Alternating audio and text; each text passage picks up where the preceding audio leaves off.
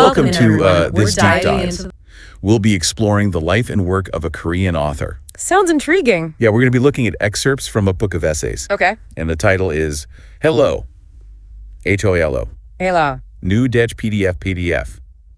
It's like a personal journal. A journal. Yeah, written during the author's stay on Noto Island in South Korea. Interesting. It offers a fascinating glimpse into their world. It does. The title roughly translates to Noto Island Diary. Noto Island Diary. Okay, so we've got a window into this creative process. Yes. Set against the backdrop of a remote island. I'm already intrigued. Me too. So what can you tell us about Noto itself? What kind of place is it? It's described as very peaceful, Peaceful. almost secluded, with stunning natural beauty. Huh? The author often mentions the emerald green waters, Wow. and there's an abundance of wildlife. They saw deer and cats Okay. and even snakes. Snakes. Wow.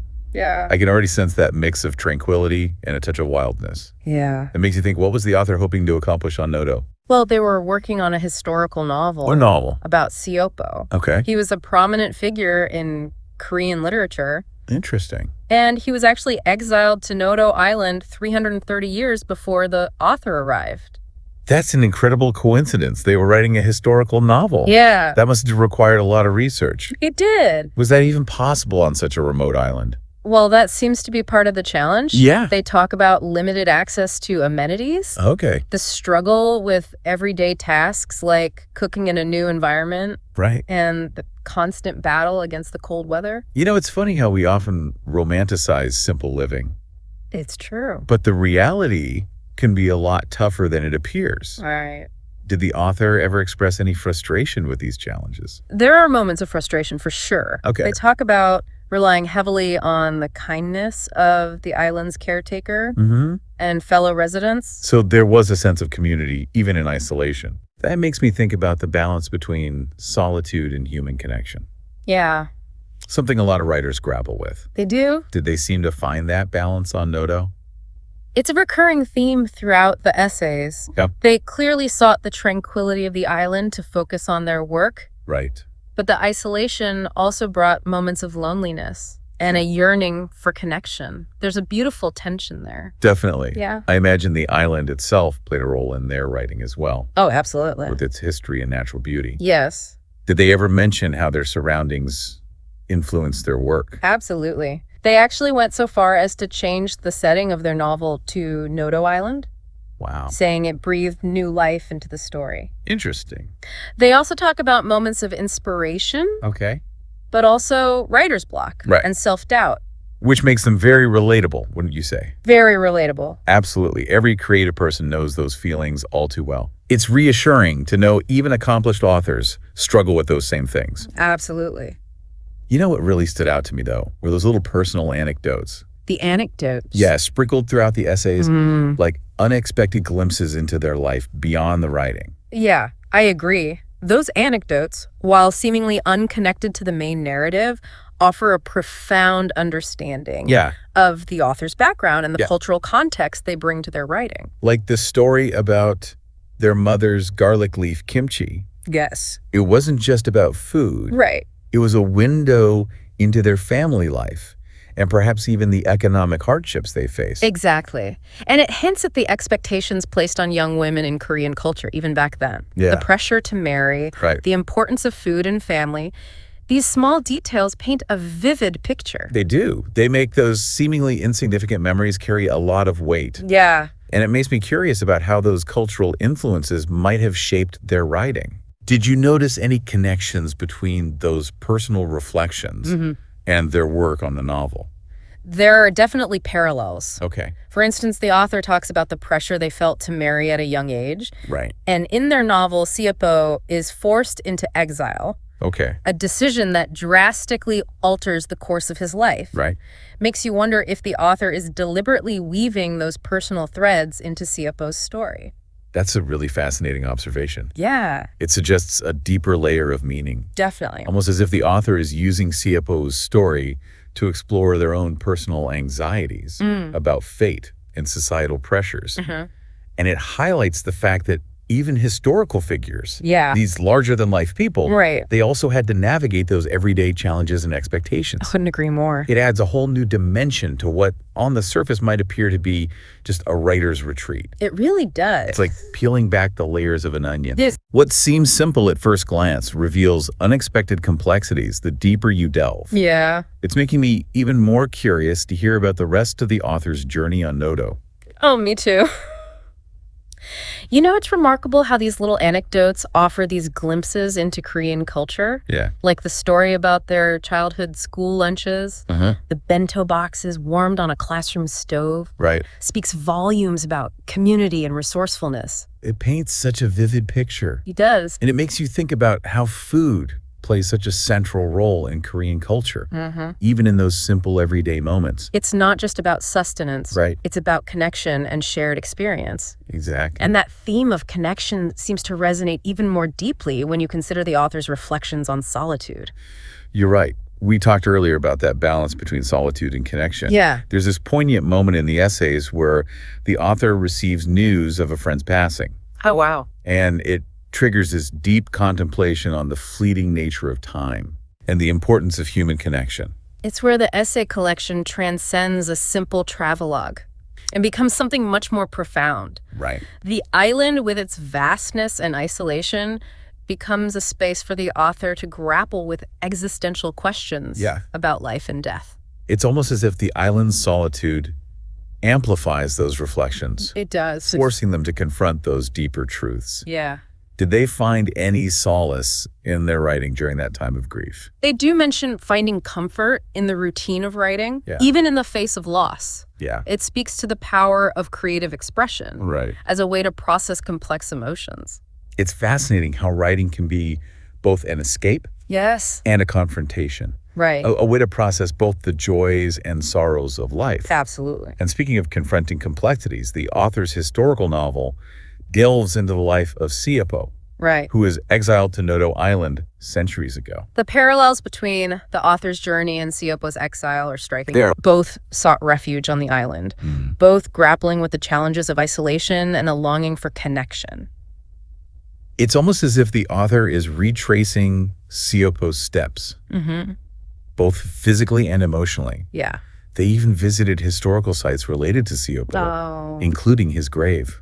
Imagine the weight of history they must have felt, standing in those very places where Siopo once walked. Right. It's as if they're bridging the past and the present, Yeah. breathing life into history through their writing. It makes their connection to Siopo even more powerful, wouldn't you say? It does. They're not just researching his life. Right. They're experiencing it on a visceral level. Exactly. It adds a layer of authenticity to their writing. Right. A depth of understanding that wouldn't be possible without this immersive experience. Absolutely. Did they ever express any personal views about Siopo's work? Did they see any reflections of themselves in his writing? There are definitely moments where they seem to be channeling Siopo's spirit, drawing parallels between his struggles and their own. They admire his resilience, Yes. his ability to create beauty even in the face of adversity. That's a beautiful observation. Yeah. It highlights the universality of human experience, Right. regardless of time or place. And it reminds us that even historical figures, Yes? these seemingly distant figures from the past, were once real people Right. who faced real challenges and emotions. It humanizes history, Yeah. making it feel more relatable and relevant to our own lives. You know, I'm struck by how much the author's personal experiences, Yeah. those seemingly random anecdotes and reflections, Right. enrich their exploration of Siopo's life. It's not just a dry historical account. Right. It's a deeply personal and emotional journey. I completely agree. It's the perfect blend of personal narrative and historical exploration. And it makes me think about how our own personal experiences shape the way we see the world, Yes. the way we understand history, the way we create art. Even something as simple as the memory of a childhood lunch can influence our perspective in profound ways. That's so true. And it speaks to the power of personal narrative Right. to illuminate even the most complex historical events. It's like the author is saying that history isn't just a collection of dates and facts. It's a story of people, Yeah. their lives, Yeah. their struggles, their triumphs. Right. And those personal stories have the power to connect us across time and culture. Absolutely. It's a reminder that history is alive. Yeah. It's relevant. It's woven into the fabric of our own lives. And it makes me wonder if the author found any unexpected parallels between their own life and Siopo's life as they delved deeper into his story. Right. Did they ever express a sense of surprise at the connections they uncovered? They do mention a moment of revelation, where they realized that Siopo's exile was more than just a historical event. It was a reflection of the human condition. Wow. The universal struggle for freedom and belonging. That's such a profound insight. It is. It suggests that even in the most specific and seemingly isolated historical events, we can find echoes of our own experiences, our own desires, our own fears. It's a reminder that history isn't just about the past. Right. It's about understanding ourselves and the world we live in. And speaking of understanding ourselves, one thing that really struck me was the author's honesty but the challenges of the creative process. You're referring to their struggles with writer's block and self-doubt. Exactly. It's so refreshing to hear an accomplished author talk about those difficult moments. I know. Those moments when inspiration seems to vanish. Yes. And the words just won't come. It humanizes the creative process. It does. Reminding us that it's not always a smooth and effortless journey. And it makes their eventual success all the more inspiring, wouldn't you say? Absolutely. It shows that perseverance, dedication, and a willingness to confront those inner demons are just as important as talent. And it makes me think about the author's decision to change the setting of their novel to Noto Island. It wasn't just a logistical decision. Right. It was a creative leap of faith. Yeah. A way to breathe new life into their story. It speaks to the power of place. Right. To inspire and transform both the writer and the work. It's like the island itself became a character in their story. It did. Shaping the narrative in unexpected ways. Yeah. And it makes me wonder if the author ever expressed any feelings of gratitude towards the island, towards the experience of living and working in such a unique and inspiring place.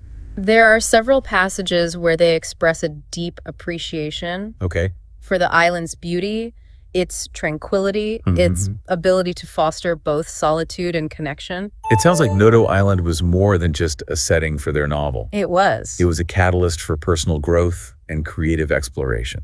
I think that's a beautiful way to put it. Yeah. It was a journey of self-discovery. Right. A chance to connect with history. An opportunity to delve into the complexities of the creative process. And it makes me curious to know if the author ever reflected on how their time on Noto might have changed them, not just as a writer, but as a person.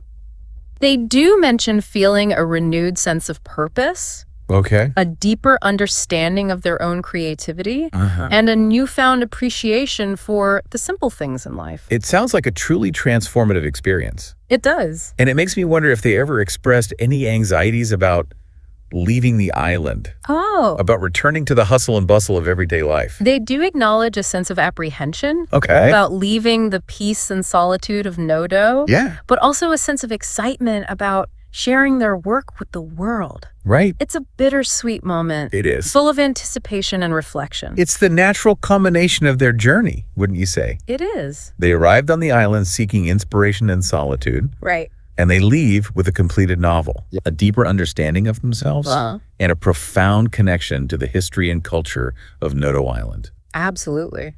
It really does feel like the culmination of a journey. And as we wrap up this deep dive, I can't help but think back to the author's question about being transported to a remote island to focus on creative work. I think it's a question we can all relate to in some way. What would it be like to step away from the demands of everyday life and truly dedicate ourselves to our passions? What challenges and rewards might we encounter? What kind of story would emerge from that experience? Well, the author's experience suggests that it can be both liberating and challenging. You know, there's the freedom to explore, to create without distractions, but also the potential for isolation, self-doubt, and unexpected obstacles.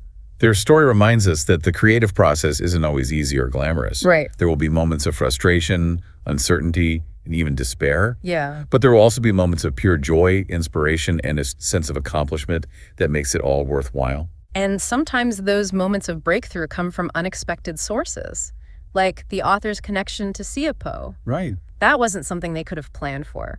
It emerged organically from their immersion in the island's history and culture. It highlights the importance of being open to unexpected connections, of allowing ourselves to be surprised by the world around us. And it makes me wonder, what hidden stories are waiting to be discovered in our own lives? Yeah. What connections are we overlooking? Perhaps the author's journey can inspire us to be more attentive, more curious, more willing to delve into the unknown. I think that's a beautiful takeaway. And it reminds me of something the author said towards the end of their essays. Okay. They talk about feeling a renewed sense of appreciation for the simple things in life. Like what? The beauty of nature, the kindness of strangers, the power of human connection. It's almost as if their time on Noto stripped away the distractions and allowed them to see the world with fresh eyes. It's a reminder that sometimes we need to distance ourselves from the familiar in order to truly appreciate it. And maybe that's the ultimate lesson of this deep dive. It's not just about learning about a Korean author's experience on a remote island. It's about reflecting on our own lives, our own creative journeys, and the things that truly matter to us. I think that's a wonderful way to sum it up. The author's journey is a testament to the power of solitude, the importance of human connection, and the transformative potential of the creative process. It's been a truly fascinating exploration, and I hope our listeners will be inspired to discover more about Noto Island Sipo and Korean literature. I wholeheartedly agree. There's a whole world of stories out there waiting to be discovered. And who knows, maybe some of our listeners will even be inspired to embark on their own creative journeys, to seek out their own Noto Island, their own source of inspiration. I certainly hope so, because as the author's story so beautifully demonstrates, the most rewarding journeys are often the ones we least expect. Thanks for joining me on this deep dive. Until next time, keep exploring, keep learning, and keep diving deep.